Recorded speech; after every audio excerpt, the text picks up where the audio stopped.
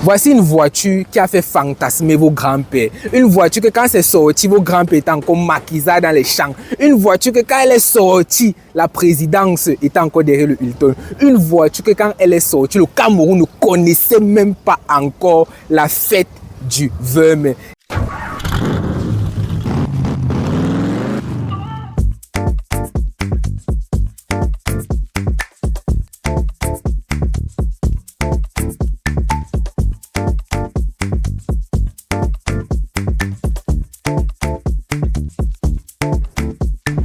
Cette vidéo est sponsorisée par Motor Plus, application qui vous permet de trouver ce genre de véhicule en quelques clics. J'ai nommé sa royauté, sa principauté, sa majesté, la Mercedes classe S. On est sur un modèle 250 sorti en 1965. 60 ans que ça roule. Certains de nos parents n'étaient même pas encore nés. Donc imagine le privilège de voir ça. Pour te faire un peu le comparatif, tu vas voir et tu as plus la chance de toucher des Maybach que de toucher celle-ci parce que c'est très rare, très exclusif. Vous-même regardez le look de l'engin, regardez. En fait, les Allemands, ils sont vraiment très pragmatiques. W108 pour ce modèle, en fait le W très simplement dit wagon, voiture, simplement. Et on est sur un 250 qui veut dire 2,5 litres parce qu'on est sur une motorisation 6 cylindres en ligne. Voiture de 150 chevaux qui touchait déjà 190 km/h. Chargé de technologie dans les années 65, honnêtement, on va en parler. Je vais vous montrer beaucoup de choses que cette voiture faisait et que les Toyota actuels ne font pas. Regardez à quel point Mercedes dans les années 65 s'imposait déjà sur le marché, respectait à la Dodge Qualitat. Regardez juste la carrosserie. Là, on est sur une version américaine parce qu'il y a les doubles feux comme ça. Les versions européennes venaient avec un seul phare, donc tout droit comme ça, en verre bien sûr. Tout ce qui est ici est dur. Tout ce que tu touches ici, soit c'est du métal, soit c'est de l'acier. Bref, c'est dur seulement. La carrosserie est d'une découpe vraiment. Je ne sais quoi dire, les mots me manquent. Parce que rien que faire ce travail-ci, ça demande des heures. Et tu te rends compte que en fait, c'est vraiment de l'ingénierie poussée. Parce que tout est assez fluide. Rien n'est laissé au hasard. On est déjà là juste dans les années 65. Regardez seulement cette ligne en alu qui parcourt, qui vient ceinturer toute la caisse comme ça. C'est magnifique. Et quand on se place de côté comme ça, on peut bien voir toutes les arêtes, la découpe qui a été faite. Et honnêtement, rien n'est assez trop laid ici. Au contraire, ça a très bien vieilli. C'est comme ça qu'on reconnaît la touche de crayon. Parce que ici, ça a été dessiné par Paul Bach, c'est un Français. C'est lui qui a été le designer de cette voiture. Donc du coup, on ressent vraiment la sculpture, on ressent vraiment le degré de taille, j'ai envie de dire ça comme ça, qui a été apporté à cette carrosserie-ci. C'est vraiment de la haute facture. On voit très peu ça aujourd'hui. Vous-même, vous savez très peu ça. Donc c'est très étonnant de voir une voiture qui a déjà une vitre. Regardez simplement le pare-brise. Le pare-brise n'est pas plat. Il est concave comme ça, incliné, edge, comme Samsung dirait. C'est très simplement parce que ça empêche l'eau de s'accumuler sur les vitres aussi. Donc quand l'air vient comme ça, l'aérodynamisme, ça se travaille déjà en 65. L'air vient, il s'écoule ici et ça fuit. Donc il y a un rejet d'air. Donc vraiment de l'aérodynamisme se travaille. Ça fait que quand il pleut, l'eau ne va pas s'accumuler ici. La vitre sera toujours fraîche, toujours clean. Regardez à quel niveau de classe Mercedes poussait déjà le bouchon en 1965. Voiture de président, voiture de très grand boss. C'est pas pour les mafieux ici, non, c'est trop classe pour les mafieux. Ça c'est pour les présidents seulement, uniquement. En fait, Mercedes a toujours su se différencier avec des détails comme les essuie-glaces. Avec ces essuie-glaces-ci, on est sûr quand même d'avoir une Mercedes parce que ce n'est pas comme les autres qui font comme ça. Ces essuie-glaces se regardent comme ceci. Ce qui fait qu'il y a une plus grande portée lors du balayage et ça balaie la zone visible que le conducteur cherche avec ses yeux sur le pare-brise là. C'est ça que ça balaie. C'est pour ça que ça se regarde. Très ingénieux et très efficace. Là, on est juste sur la face arrière. Face magnifique. Je trouve ça vraiment très beau. On a les anciens pare-chocs en acier, comme ça, les mentons. C'est comme ça que moi j'appelle ça. Parce que vraiment, c'est posé. C'est très apparent. On ressent vraiment la matière ferrailleuse qui a été mise ici là. Très solide. Et regardez comment ça a vieilli. Ça, c'est les pièces d'origine. Tu ne peux plus trouver ça. Si tu gâtes ça, tant pis pour toi. Tu ne peux plus trouver ça. Rien que le phare-ci. peut te faire laisser la voiture si chez toi tu ne conduis plus. Parce que tu vas trouver le phare où quand un motoman va venir entrer ici là. Donc, voiture à gérer avec la plus grande délicatesse, honnêtement. Avec la plus grande délicatesse. Bon, sur cette face arrière aussi, on est sur quelque chose d'assez plongeant. Si vous remarquez bien, la malle est assez basse. Vous voyez, elle est assez basse, donc elle plonge un peu vers le bas comme ça. Ce sont des petits détails comme ça qui ont fait que le style de cette voiture soit aussi réussi. Et il y a aussi ces petits détails, si c'est au niveau de cette arête-ci, on regarde, on voit bien comment il y a du relief. Elle est bosseuse. Et ça, c'était une pièce. On le faisait avec une pièce. Donc, si, dis-toi que Mercedes travaillait la pièce-ci en une fois. Si un ingénieur taillait mal, on jetait la partie, on recommençait. C'est pas la blague ici, c'est pas le jeu. Donc, c'est taillé. C'est ça qui fait tout ce détail-là de chez Mercedes sur cette carrosserie-ci. Pour ouvrir la malle, c'est très simple. Tu as ton signe, tu cherches seulement là où il y a le bouton. Tu appuies la voiture de James Bond cachée. C'est pour ça que la malle s'ouvre, vraiment de la classe. C'est chargé, c'est normal.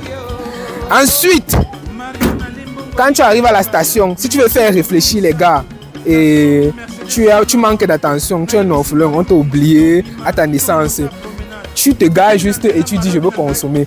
Les gars de la pompe là vont chercher le réservoir jusqu'à chercher ça alors que c'est très bien camouflé. Ce sont les derniers Mercedes qui avaient le réservoir à l'arrière comme ceci, ici. Voici là où se situe le réservoir. C'est pour ça que la roue de secours, on la met ici à l'intérieur de ce côté-ci. La roue de secours n'est pas en bas comme ça. Ce sont les derniers Mercedes qui ont ça. Et justement, on a changé ça parce que les normes de sécurité. Imagine que quelqu'un te rentre là derrière, incendie direct.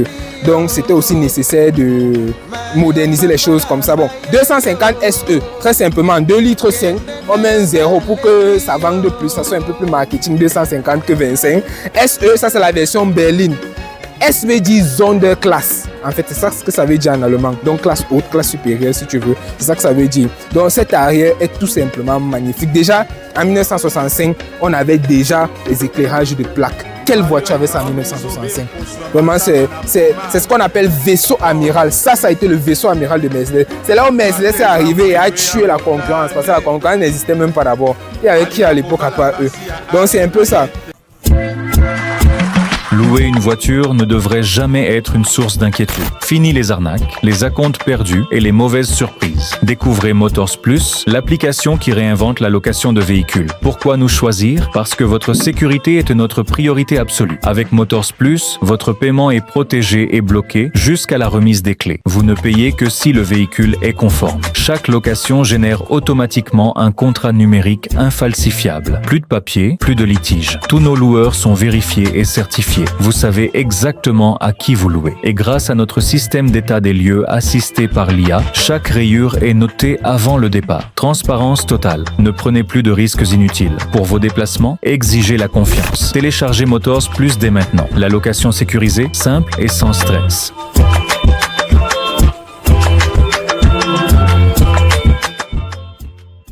Pour ouvrir cette classe S, on l'ouvre avec classe, avec élégance. Tu mets ta main ici, parce que c'est poignet à tiroir. C'est pas la main qui bouge, calme-toi, c'est le pouce. Tu mets ton pouce là et tu pousses comme ceci, tu ouvres. Exactement comme les classes G. Exactement, ça a commencé ici. En fait, c'est Mercedes qui a vraiment démocratisé les voitures avec poignées tirantes comme ceci. Dites-vous que même jusqu'en 2002, Toyota fabriquait toujours les poignées à... On appelle ça comment? Quand tu mets ta main comme ça, tu fais comme ça. Bref, Toyota fabriquait toujours ça en 2006. Donc du coup, ici c'est vraiment très innovant. C'est très innovant d'avoir ce genre de tiroir comme ceci. Et c'est aussi pour des raisons de sécurité. Ça permet que quand la portière se bloque en cas d'accident, on puisse l'ouvrir, la tirer. Ça ne se verrouille pas n'importe comment. On arrive donc sur cet intérieur-ci. C'est normal, une voiture qui a 60 ans doit avoir un peu des signes de vieillesse. Toi qui as 60 ans, tu peux encore courir comme tu avais 20 ans. Réponds alors, non.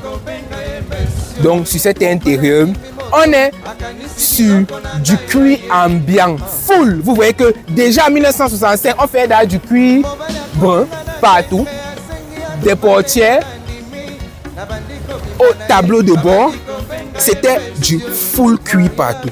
Et ça, c'est du cuir, ce qu'on appelle du MB Text ou Mercedes Texture, si vous voulez. Et dites-vous que on n'a jamais changé ça. Depuis 1965 que c'est sorti, c'est toujours le même cuir. Ça, regardez bien, il y a un signe de vieillesse sur ça. Regardez même les sièges, je sors. regardez les sièges. C'est tout simplement qualitatif. Bien encore dans son jus. Vraiment rien à dire. Sûrement vous vous demandez, il manque quelque chose, il manque l'appui-tête. Ça n'avait pas d'appui-tête à l'époque. Pas d'appui-tête. Donc du coup, frère, tu restes tranquille. Hein? Tu dois avoir le cou musclé quand tu roules comme ceci. On avait un volant très massif parce que la circonférence de ce volant, vraiment, c'est quelque chose. Hein? On avait aussi un klaxon vraiment très apparent pour klaxonner. Tu mettais juste ta main là, tu appuyais cette partie-ci, ferrailleuse là, comme ça. Et tu pouvais même arrêter ça comme ça pour conduire. Il y avait déjà l'option, il y avait déjà les options. Déjà, ces modèles étaient disponibles avec les freins à disque sur les 4 roues. Très intéressant pour quelque chose de 65.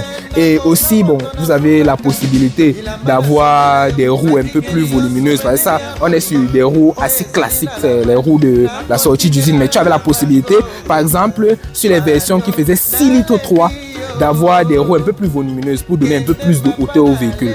À l'intérieur, c'est tellement soigné parce que à côté du cuir vient se marrer du bois. Regardez la qualité de bois. Ça, c'est vieux, je vous l'accorde, c'est normal, 60 ans, ça vieillit. Mais on ressent que c'était du vrai bois. Quelque chose qui a été travaillé, qui a été arraché d'un vrai arbre. Pas les choses qu'on fabrique en laboratoire. On nous dit bois verni, alors que c'est seulement le compost. Voyez-vous? Et il y avait aussi du son apporté au bouton. C'est pas le même bouton qu'on répète. Ça, simplement, c'est pour allumer les veilleuses de l'arrière, de cette arrière-ci. Quand j'allume, là, vous pouvez le voir au fond. Ça allumait les veilleuses. Ça, c'était pour le phare. Pour allumer ton phare, tu tires comme ça et tu tournes. Ça, c'est la veilleuse. Quand tu tournes une deuxième fois. Ça, c'est le plein phare. Donc, c'est comme ça que ça se passait, en fait. Et je vous ai déjà parlé du volant. Le clignotant, ou du moins se situait à ce niveau-ci. Et sur certaines versions, en boîte automatique aussi, parce que là on est sur une boîte automatique. Et oui, en 65, il y avait déjà les boîtes automatiques.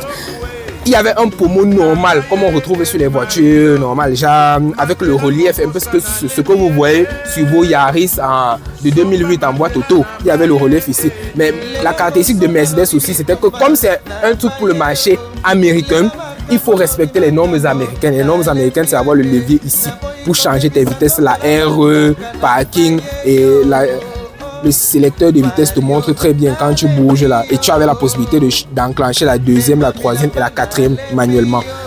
Aussi, c'est équipé de la climatisation. Il y avait déjà l'autoradio, très simplement, avec la cassette ici là. Il y avait la clim. Pour régler ta clim, voici ces aérateurs. Pour régler ta clim, tu tournais juste ici. Tout ce qu'il y a de plus simple, exactement comme ce qu'on retrouve sur les véhicules modernes. Tu vois un peu. Et pour ouvrir ton coffre, vous savez, la clé, c'était sécurisé. Il fallait quelque chose de sécurisé. On n'ouvrait pas que quelqu'un entre dans ta voiture, commence à fouiller, c'est la voiture de sa mère. Non. Il y avait l'allume-cigare qui était ici. Un vrai allume-cigare, mon gars. Tu mets ça là, non, petit frère. Même si tu veux brûler le feu de bois, ça prend ça. Donc c'est une voiture vraiment complète et j'aime aussi bien l'assise parce qu'on est assis un peu bas. On a beaucoup d'espace comme ça pour les jambes, 2 pédales automatiques, on a une bonne vieille clé, on a des comptes tout bien visibles, le chiffre est tellement gros que tu peux pas rater ça des yeux. Quand tu vois le genre de compteur, si quand tu t'endors, tu rêves seulement de ça, mon gars. Oui, et on a le kilométrage ici, ça a roulé très peu, 50 000 km, voiture juste.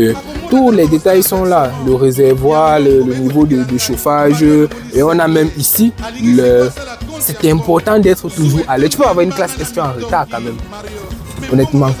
On est sur une voiture qui a énormément d'espace vitré. En fait, le luxe à l'époque, c'était d'avoir beaucoup de lumière à l'intérieur, contrairement à ce qu'on voit aujourd'hui. On a vraiment cette impression d'être dans un bus, dans un poster, si tu veux. Beaucoup d'espace vitré, la lumière entre bien. Ça illumine vraiment ton voyage quand tu es au bord de cette voiture-ci. Pareil aussi pour les sièges, comme j'ai dit, à ressort pour l'avant. À l'arrière, c'était aussi à ressort. Ça améliorait le confort. Les sièges sont bien faits, la consistance elle est bien. À l'arrière, certes, on n'a pas le même espace qu'on retrouve dans celles qui sont modernes, mais on a quand même de l'espace au niveau de la longueur. On a ces beaux, regardez-moi, cette texture de tapis de sol. À l'époque, on savait encore charger la matière. Cet accoudoir est très chargé. Pas de porte gobelet, je vous l'accorde, mais honnêtement, c'est bien gagné. Rien que la consistance du cuir MB Tex ou Mercedes-Benz Texture, c'est bien fait. On a cette petite broche ici pour remonter cet accoudoir-ci. Tu fais juste comme ça. tu mets. Tu pèles le laveur quand tu lui donnes ta voiture, tu laisses ça comme ça. Il s'embouille, il chie, le cerveau plante, les métastases remontent dans la boîte quand il comprend rien. C'est très technologique, c'est très astucieux, c'est bien. C'est vrai que ces gadgets, c'est censé, il n'y a vraiment pas d'utilité à ça, mais honnêtement, ça, c'est bien fait, c'est bien pensé. Ça fait que tu as quelque chose d'original quand même. Avant de vous parler de ce qui sommeille à l'intérieur de cette redingote noire, je veux d'abord qu'on parle un peu de ce pare-choc. Frère, ça c'est du métal, ça c'est de l'acier. Imagine que comme tu es sacrifié, tu es perdu, tu réfléchis pas, tu traverses la route sans regarder à gauche et ton pied rencontre un peu ça. Regardez, frère. Ça va te rendre ça en cacao, ça va écraser ça comme les arachides. C'est vraiment du solide. C'est du solide. Vous voyez comment Mr. China vient admirer en fait l'élégance, la noblesse de cette voiture. Ça fait tourner des têtes. Rien que quand tu conduis ça, le sourire et les réactions des gens, ça te fait chaud au cœur d'avoir ce genre de voiture. Tu mets ta main ici. Tu dois mettre deux mains parce qu'il y a du fer, ça pèse. C'est du lourd. Et regardez comment c'est majestueux de voir comment Mercedes avec son étoile s'élève dans les cieux avec cette costaud de calandre. C'est un spectacle à nul autre pareil. Regardez-moi comment c'est impressionnant de voir cette voiture, on va dire, décoiffée comme ça. Vraiment très impressionnant. Dites-vous que déjà en 65, ils mettaient déjà des ressorts pour avoir une ouverture directement bloquée, on va dire ça comme ça, vous comprenez ce que je veux dire. Contrairement au verrou hydraulique qu'on a, qui ne nécessite plus la cale. Quand tu veux ouvrir ton capot, ici c'était à ressort aussi. Très bien pensé, les gars réfléchissaient déjà, Dodge Qualitat simplement. Sommet ici, un 6 cylindres en litre, 2 litres 5 pour 250. Très simplement, 2 litres 5 qui développe un truc comme 145, 150 chevaux. Voyez-vous, certes, vous allez dire c'est petit. Mais à l'époque, une voiture qui avait 300 chevaux, c'était le feu. C'était vraiment la Chiron. C'était déjà vraiment 300 chevaux, c'était le max. Ici, on a juste 145 à 150 chevaux. C'est assez puissant parce que ça te permet de toucher 190 km dans un confort royal. Les suspensions sont assez posées au sol. On a 4 roues indépendantes. Ah oui, 4 roues indépendantes. C'est assez révolutionnaire pour l'époque, je vous assure, honnêtement, je vous assure. Donc, le moteur est assez volumineux, le collecteur d'admission, d'échappement, c'est volumineux. On a une costaud de batterie, 95 ampères. Ta ML de 2010, là, ça prend le 75 ampères. Si tu mets, ça passe. Alors qu'ici, il faut le 95 ici. C'est du costaud, c'est pas le quartier. Donc, vraiment, voiture de haute classe qui demande beaucoup d'énergie et c'est du robuste. 60 ans, ça roule toujours. 60 ans, c'est toujours là. Avec nos entretiens bizarres, nos mécaniciens compliqués, là, c'est toujours là. Ça, c'est du lourd. Ça, vraiment compliqué. Et revenons un peu sur le signe. Ils mettent le signe, ils enlèvent. Ils mettent le signe, ils enlèvent. Mais Mercedes finit tout par revenir à ça. Les dernières Mercedes, les Maybach, elles ont ce signe-ci. Vrai ou faux? Sur le capot. Parce que ça, c'est l'essence même de chez Mercedes. Et on doit toujours respecter le vaisseau amiral parce que c'est ici que tout commence. C'est avec cette classe S que Mercedes introduit certaines technologies avant de les faire basculer sur les classes C, avant de les remettre sur les classes E, avant de vous voyez ce que je veux dire. Donc ça c'est vraiment quelque chose d'assez technologique, d'assez futuriste pour son époque. Déjà, il n'y avait pas la concurrence. Qui allait faire la BM, le temps là, c'était pas encore trop ça. C'était seulement Mercedes.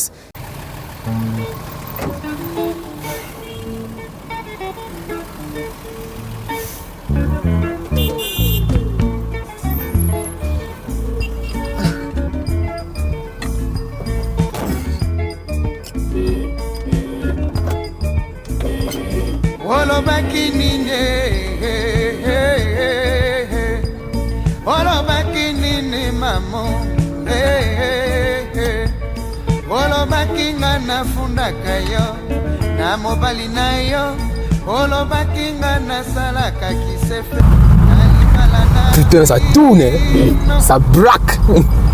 Quelque chose qui est dans les 4 mètres de long. Donc, comme je disais, la conduite est très souple. On est au bord de Sa Majesté, la classe S 250. Boîte automatique, mais je peux moi-même passer mes rapports. Il y avait déjà le séquentiel à l'époque. L'amortissement est bien. Le volant est assez massif. Bien, une bonne circonférence. On a beaucoup de visibilité. Je vous assure que vous-même vous voyez mon charisme. Je me sens ici comme Aïdjo à l'époque. c'est moi-même Aïdjo dans cette époque. C'est très bien.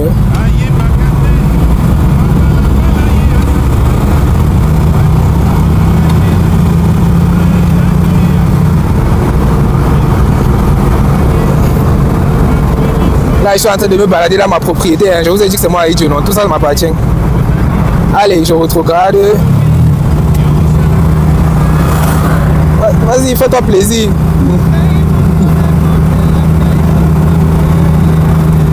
C'est vrai que le moteur est assez bruyant. Au niveau de la direction, ça nage un peu. Mais déjà, ce qui m'impressionne, c'est le confort d'amortissement. Peut-être c'est là 60 ans, on faisait des amortisseurs vraiment doux. Hein. Il y a des Corolla de 1995, des Corolla de 2000 qui ne sont même pas encore à ce niveau, honnêtement. Très bien. Regardez le sourire des gens, tout le monde est étonné. Mais comment ça fait pour rouler encore? Eh bien, ça roule, très simplement. Le freinage aussi est très précis. Hein. C'est vrai que ça nage aussi, ça fait un peu comme dans les classes G, j'ai cette impression-là. Quand tu freines, tu as l'impression que les roues se déconnectent du volant. J'avais remarqué ça avec les classes G, comme je disais, j'avais remarqué ça avec les classes G, ça nage un peu quand tu freines. Moi, je peux tolérer ça ici. Même pas que je tolère, j'accepte. C'est normal. On ne va pas exiger à une voiture de cette époque-là d'avoir des technologies. Mais si le classe G, moi, ça... Non. C'est pas sérieux quand même. Il y a du couple, ça décolle, ça fait du bruit. Ça prend du temps pour charger. Ça pompe. Et c'est étonnant de dire qu'une voiture de 145 chevaux peut donner autant de sourire. Hein. Mais je vous assure, il faut être très concentré. C'est pas, ça ne faufile pas beaucoup. Il faut toujours essayer de garder les roues droites, être très attentif.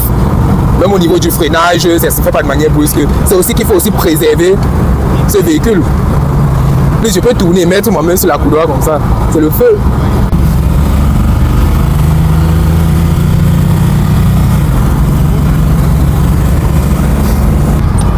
Merci. C'est tout simplement un bout d'histoire qui est en train de rouler là. Imagine la vieillesse du truc, frère.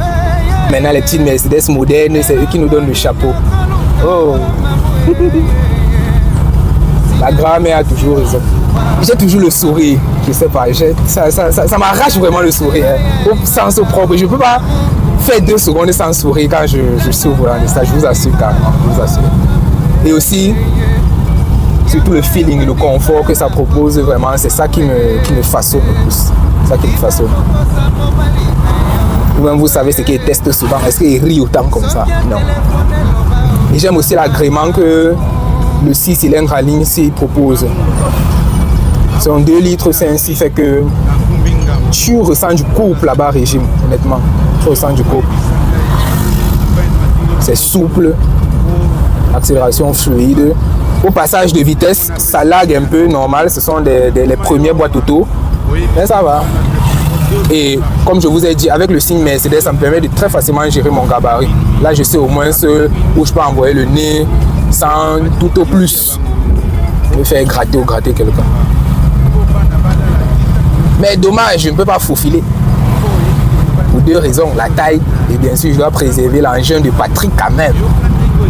Je préfère gratter une Rolls-Royce que de gratter ça.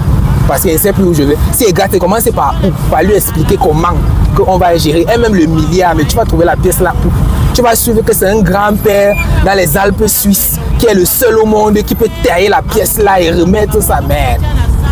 Pas blaguer, hein? C'est pas du jeu. Hein?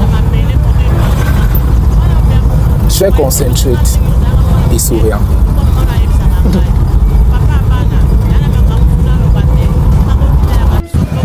Vous êtes donc d'accord avec moi que là, c'est une œuvre d'art, un morceau de l'histoire automobile qui a inspiré beaucoup d'autres constructeurs. Parce que Mercedes avait tellement d'avance que d'autres constructeurs s'inspiraient. Je ne vais pas citer une marque qui commence par B et qui finit par W. Ils s'inspiraient de Mercedes pour faire leur autre modèle. Parce que Avant, on faisait quelque chose de bien consistant. On faisait une carrosserie bien taillée avec des protubérances vraiment spectaculaires. On faisait une voiture qui avait un intérieur chaleureux, qui était tellement lumineux parce qu'il y avait beaucoup d'espace vitré. On avait une voiture qui offrait une souplesse, qui offrait une technologie, qui offrait en fait une liberté. Sans nul autre pareil. C'était ça qu'offrait cette Mercedes classe S 250.